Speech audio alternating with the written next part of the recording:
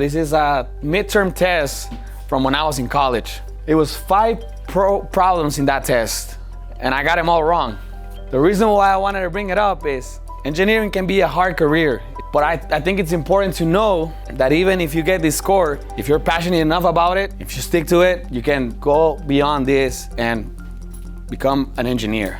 So today we just finished talking with the kids at Gumpers Junior High School. We talked to them about robotics. It was very important for me to show them my path, my career path, and show them that I was in their shoes at some point as well, not knowing a word of English and being in 8th grade, not with the best grades. For me, it was very important to show them that everything can be possible if you put the hard work and dedication to your passion. You see the problem and then you say, okay, how am I gonna fix that problem? And at that point, it's just creativity. You know, you think about solutions that you've done in the past, and it's just exposure to it, to be honest. That's what I'm saying, like, you will struggle with things. It's like, the struggle will lead you into ways, creative ways of fixing things. An advice that I would give to somebody that wants to start a career in robotics, to keep trying. Robotics and engineering in general, it's all about trial and error.